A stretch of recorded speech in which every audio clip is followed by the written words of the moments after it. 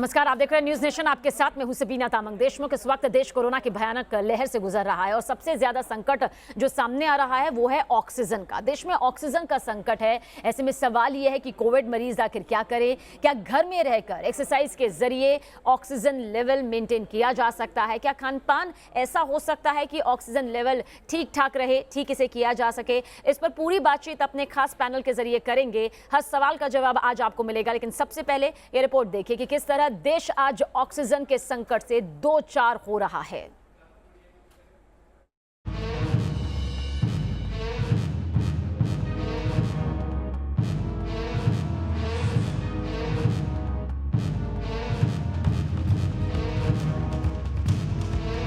देश भर में कोरोना से हालात विस्फोटक हो चुके हैं। कोरोना की दूसरी लहर कहर बरपा रही है। पहली लहर के मुकाबले कोरोना की दूसरी लहर कई मायनों में अलग है। जिस तेजी से संक्रमण के मामले बढ़ रहे हैं, उससे आशंका जताई जा रही है कि ये लहर ज्यादा घातक है। इस बार पहली लहर के मुकाबले कहीं ज्यादा मरीजों को ऑक्सीजन की जरूरत पड़ रही है। सबसे ज्यादा परेशानी की बात यह है कि पहली लहर में जहां 41.1% लोगों को ऑक्सीजन की जरूरत पड़ रही थी, वहीं दूसरी लहर में 54.5% लोगों को ऑक्सीजन सपोर्ट लेनी पड़ रही है। जो ऑक्सीजन का रिक्वायरमेंट था पिछली बार 2000 जो पेशेंट थे, उनमें से मुश्किल को से 300 पेशेंट ऑक्सीजन पे होते थे, बाकी पेशेंट स्टेबल होते थे। 1 भी लीटर ऑक्सीजन उनको नहीं चाहिए था लास्ट ईयर। अभी जो पेशेंट हैं हमारे पास 1500 बेड है, 1500 बेड में से सबको ऑक्सीजन चाहिए। Every patient is requiring oxygen because all are sick, all are critical, और सबका ऑक्सीजन 80 से भी नीचे है। ज्यादातर संक्रमितों को ऑक्सीजन की जरूरत पड़ने की वजह से इसकी भारी किल्लत देश की राजधानी दिल्ली से लेकर पूरे देश में ऑक्सीजन के लिए हाहाकार मचा है। दिल्ली को रोजाना 700 मीट्रिक टन ऑक्सीजन की जरूरत है, लेकिन सप्लाई कम होने की वजह से अस्पतालों में इसकी भारी कमी हो गई है। दिल्ली के अंदर बेड्स की भारी कमी हो रही है। आईसीयू बेड्स दिल्ली में लगभग खत्म हो गए हैं। ऑक्सीजन की भारी कमी हो रही है। अरविंद केजरीवाल की अपील के बाद केंद्र सरकार दिल्ली में ऑक्सीजन की कमी दूर करने में जुटी है। राजधानी के रेलवे स्टेशन पर ऑक्सीजन की खेप पहुंच चुकी है, जिसे 16 ट्रकों में भरकर अस्पतालों को सप्लाई किया जाएगा। एक ट्रक करीब 20,000 किलो ऑक्सीजन की सप्लाई करेंगे। ऑक्सीजन सप्लाई करने की जिम्मेदारी दिल्ली पुलिस को सौंपी गई है। वहीं केंद्रीय स्वास्थ्य मंत्री डॉक्टर हर्षवर्धन का दावा है कि धीरे धीरे ऑक्सीजन की जरूरत वाले मरीजों की तादाद घट रही है। हर्षवर्धन के मुताबिक पहले 4.29% मरीजों को ऑक्सीजन की जरूरत थी, जो अब घटकर 4.03% हो चुकी है।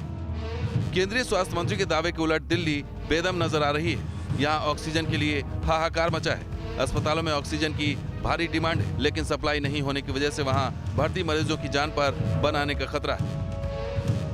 जो ऑक्सीजन है उसकी कमी भी जो है वो परेशान करने लगी है। और हालात ये हैं कि दिल्ली में बड़े बड़े अस्पताल, चाहे वो सरकारी हो या प्राइवेट, वो ऑक्सीजन की कमी से जूझ रहे हैं। और अभी की जो हम स्थिति की बात करें तो अभी लोकनायक अस्पताल में लगभग 12 घंटे की जो है वो बताया जा रहा है कि ऑक्सीजन बाकी है। इसके अलावा राजीव गांधी अस्पताल जो कि कोरोना डेडिकेटेड है 11 घंटे, संजय गांधी 3 घंटे, गुरु तेग बहादुर 9 घंटे और बाबा साहब 10 घंटे, दीनदयाल उपाध्याय में 24 घंटे, आचार्य भिक्षु अस्पताल में 9 घंटे, अंबेडकर हॉस्पिटल में 24 घंटे।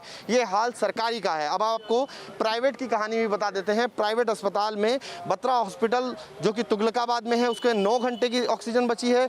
बीएल कपूर हॉस्पिटल 48 घंटे, होली फैमिली हॉस्पिटल 9 घंटे, इंद्रप्रस्थ अपोलो 12 से 14 घंटे, महाराजा अग्रसेन 24 घंटे, मैक्स हॉस्पिटल पड़पड़गंज 20 घंटे, बालाजी एक्शन 36 घंटे, गंगाराम हॉस्पिटल 24 घंटे। ये आंकड़े हैं ऑक्सीजन के।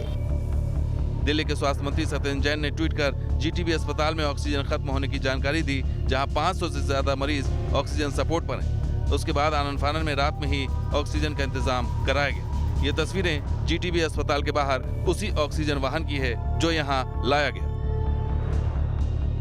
दिल्ली के सिर्फ सरकारी अस्पताल ही नहीं, जाने माने प्राइवेट अस्पतालों में भी ऑक्सीजन की किल्लत रही। गंगाराम अस्पताल में ऑक्सीजन की कमी सामने आने के बाद टैंकर से ऑक्सीजन की सप्लाई की गई। देश के साथ साथ दिल्ली में भी कोरोना के मामले लगातार बढ़ते जा रहे हैं। इस वक्त हम दिल्ली के सर गंगाराम अस्पताल के बाहर खड़े हैं। कल अस्पताल प्रशासन की तरफ से जारी किया गया था और उसमें ये बताया गया था कि यहाँ पे ऑक्सीजन की कमी है। आज भी बयान जारी किया गया अस्पताल की तरफ से और ये कहा गया है कि यहाँ फिलहाल ऑक्सीजन की कमी है। और ये कहा गया कि 4500 क्यूबिक मीटर प्राइवेट वेंडर से रात में लिए गए थे और 6000 क्यूबिक मीटर आईयूनिक्स से। वहीं दिल्ली के ही एलएनजेपी अस्पताल को बीती रात 10 टन ऑक्सीजन सप्लाई की गई।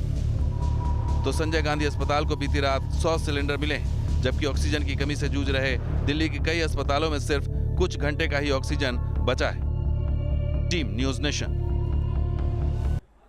तो ऑक्सीजन लेवल किस तरह से आप अपना सही रख सकते हैं, किस तरह से अगर ऑक्सीजन लेवल बहुत कम पहुंच जाता है तो इस दौरान आपको क्या करना चाहिए, तमाम जानकारी के लिए एक खास पैनल हमारे साथ मौजूद है। इंट्रोडक्शन आप सभी का करवा देते हैं। वैद्य राम कुमार वर्मा जी हमारे साथ मौजूद हैं, आप आयुर्वेदाचार्य हैं। डॉक्टर दीपाली भारद्वाज हमारे साथ मौजूद है, आप सीनियर फिजिशियन हैं। अंतिका प्रकाश जी हमारे साथ हैं, आप योग एक्सपर्ट हैं। साथ ही डॉक्टर गिरीश अग्रवाल रामकृष्ण केयर अस्पताल से इस वक्त हमारे साथ मौजूद है। आप सभी का बहुत बहुत स्वागत है। अंतिका प्रकाश जी, आपसे यहाँ पर शुरुआत करेंगे क्योंकि आप एक योग एक्सपर्ट हैं। हम चाहेंगे शुरुआती इसी चीज़ से लेकर हो कि घर में रहकर ऑक्सीजन लेवल जो है उसे किस तरह से सही रखा जा सकता है, और उसके लिए क्या इस वक्त आप कुछ ऐसे हमें योग दिखा सकती हैं जिसमें बहुत ज़्यादा दिक्कत भी ना हो और कोरोना पेशेंट जो है वो बहुत आसानी से इससे कर सके, कोई स्ट्रेस ना ले इस चीज़ का कि पता नहीं क्या क्या करना होगा, अगर योग मुश्किल हुआ तो वो कैसे कर पाएंगे। हम चाहेंगे आप ज़रूर करके दिखाएं हमारे लाखों करोड़ों दर्शकों को। मैं अंतिका प्रकाश शाह, योग एक्सपर्ट और न्यूज नेशन के दर्शकों का मैं स्वागत करती हूं और अभिनंदन करती हूं। आज की इस महामारी में जहां पूरा देश परेशान है, तो इससे कैसे बचा जा सकता है, आप मेरे साथ बन जाइए। और सबसे पहले योगा क्या है यह बताने की जरूरत नहीं है, क्योंकि आप सबको इसका बेनिफिट और इसके कितने फायदे हैं आप सबको पता चल चुका है। एक बात मैं मेंशन करना चाहूंगी कि योग एक ऐसी शक्ति है जिससे शारीरिक फिटनेस के साथ साथ हमारा मानसिक फिटनेस, दैट मींस कि हमारा फिजिकल फिटनेस के साथ साथ मेंटल फिटनेस भी स्ट्रांग होता है। तो मैं अपने सभी दर्शकों को बताना चाहती हूँ कि कुछ ऐसे योग पोस्चर हैं जिसको करने में डिफिकल्टी होती है। हो सकता है कि एक दिन करने में ना आप कर नहीं पाए, लेकिन आप घबराए नहीं, क्योंकि किसी भी चीज को करने के लिए समय तो लगता है। तो मैं सबसे पहले कुछ समय में कुछ 2-3 पोस्चर करके दिखाती हूँ जिसको करने से हमारा मेंटल फिटनेस और फिजिकल फिटनेस और हमारी इम्यूनिटी स्ट्रांग होती है। तो मैं सभी दर्शकों से रिक्वेस्ट करती हूँ, अभिनंदन करती हूँ कि अगर आप इस समय देख रहे हैं, अगर आपके पास घर में कोई भी मैट है, योगा का मैट है, तो आप उस पर बैठ जाइए। और मैं आपको बताने जा रही हूँ कि वो कौन से योग पोस्चर है जिसको करने से ऑक्सीजन हुआ, इम्यूनिटी हुआ, शारीरिक फिटनेस हुआ और मेंटल फिटनेस हुआ। सबसे पहले मैं बता दूं कि अगर कोरोना से जीतना है तो आपको मन से जीतना होगा, हमको अपनी आत्मशक्ति बढ़ानी होगी, हमको अपने मेंटल फिटनेस पे काम करना है। तो मेरे साथ बन जाइए और आइए आज करते हैं योग पोस्चर। तो सबसे पहले एक 2-3 मिनट में मैं आपको बताने जा रही हूँ कि जिस पोस्चर में बैठी हूँ इसको हम कहते हैं वज्रासन। वज्रासन एक ऐसा पोस्चर है जिसको करने से हमारा जो ब्रीदिंग होता है, जो हमारा प्राणायाम होता है, सबसे पहले मैं आपको बताती हूँ कि जो हमारी प्राण शक्ति है, जो हमारा प्राणायाम है, उसको इम्प्रूव करने के लिए वज्रासन की स्थिति में बैठने के लिए प्राणायाम क्या है? प्राणायाम वो शक्ति जो हमको हमें अपने प्राण पे कंट्रोल करना है, जो हमारी ब्रीदिंग है उस पे हमको कंट्रोल करना है। कंट्रोल करने की शक्ति ही प्राणायाम है। तो इनहेल,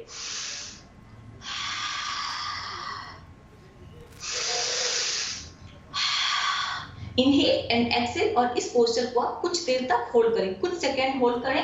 इसको हम बोलते हैं वज्रासन। और वज्रासन करने के बाद मैं अपने दर्शकों से रिक्वेस्ट करती हूँ कि इसको करने के बाद आपको धीरे से जाना है कैट पोज में। इस पोस्चर को हम कहते हैं कैट।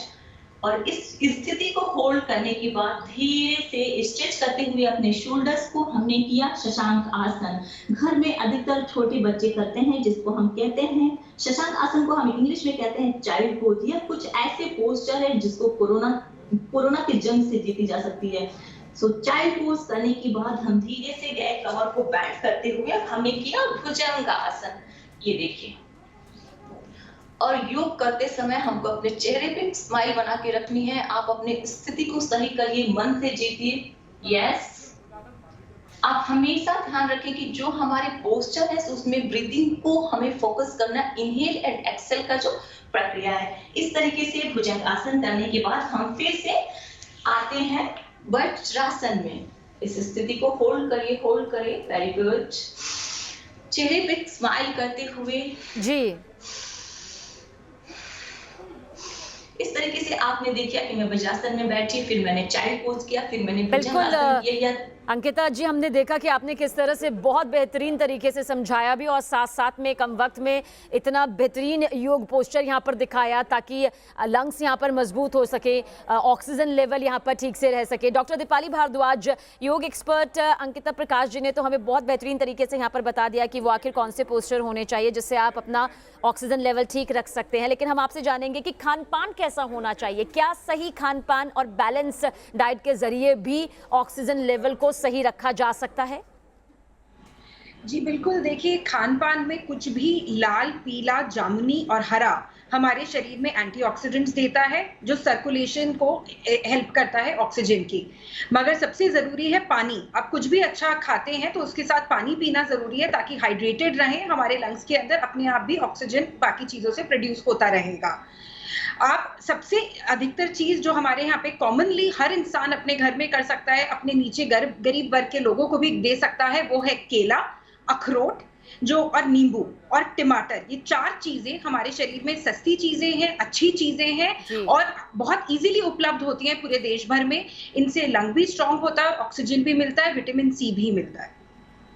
तो खाने पीने से भी आप अपने ऑक्सीजन लेवल को कैसे बेहतर रख सकती हैं, घरेलू चीज़ें किस तरह से इस्तेमाल करके आप बेहतरीन तरीके से अपना ऑक्सीजन लेवल ठीक रख सकते हैं, आपने भी ये बताया। यहाँ पर डॉक्टर वैद्य कुमार वर्मा जी, आप आयुर्वेदाचार्य हैं, आपसे समझना चाहेंगे, एक तरफ एलोपैथी पूरी तरह से चलती है क्योंकि ट्रीटमेंट के लिए उसे शुरुआत में बेहतर समझा जाता है, लेकिन आयुर्वेद में आपको क्या लगता है कि क्या ऑक्सीजन लेवल को सही रखने के लिए, फेफड़ों को मजबूत करने के लिए, एक बेहतर जिंदगी, क्योंकि हमारी फेफड़ों हमारी सांसों पर टिकी होती है, किस तरह से आप इसके ट्रीटमेंट को यहाँ बताना चाहेंगे?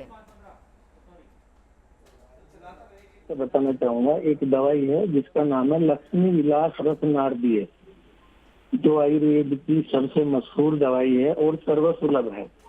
मैं सभी लोगों से रिक्वेस्ट करूंगा कि उसकी एक एक गोली दिन में 3 बार, 1 चम्मच अदरक का रस और 1 चम्मच शहद के साथ में।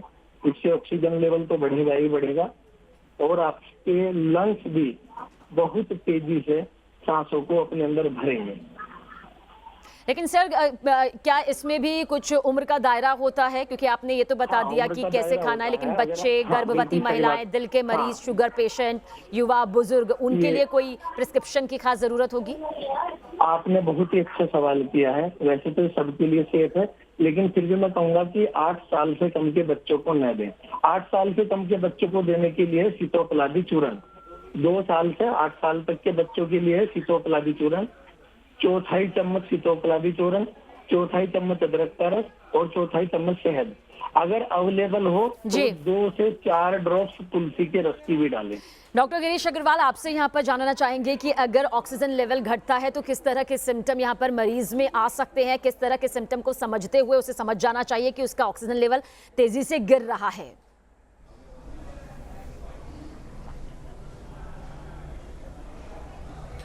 देखिए, कोविड में ऑक्सीजन लेवल जब गिरता है तो मरीज़ को अधिकतर मरीज़ों को समझ में नहीं आता। इसीलिए इसमें हमने पहली बार एक टर्म देखा, हैप्पी हाइपोक्सिया। कहने का मतलब है कि ऑक्सीजन लेवल आपका गिर भी रहा है तो भी आपको कोई सिम्टम समझ में नहीं आ रहे हैं। तो कोविड के पेशेंट में स्पेशली ये फिनोमिना देखा गया और इसीलिए घर पे पल्स ऑक्सीमीटर की डिमांड इतनी बढ़ी है, या डॉक्टर्स भी पल्स ऑक्सीमीटर का डिमांड करते हैं कि आप घर पे रखिए और ऑक्सीजन लेवल मॉनिटर करते रहिए। जब तक ऑक्सीजन लेवल बहुत ज़्यादा नीचे स्तर पे नहीं आता तब तक सांस की परेशानी अधिकतर मरीज़ों को नहीं समझ में आती है। ऑक्सीजन का लेवल 80, 75, 80, 85 इसके नीचे आने के बाद ही अधिकतर मरीज सांस की दिक्कत कंप्लेंट करते हैं।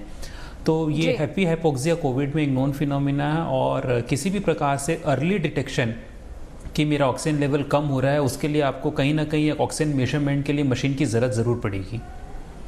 चलिए, आप सभी हमारे साथ बने रहिएगा क्योंकि आप तमाम एक्सपर्ट्स के ज़रिए हम बता रहे हैं कि किस तरह से ऑक्सीजन लेवल को पूरी तरह से बरकरार सही रखा जा सकता है और अगर ये घटता है तो फिर उस दौरान क्या करना चाहिए। एक बहुत छोटा सा ब्रेक।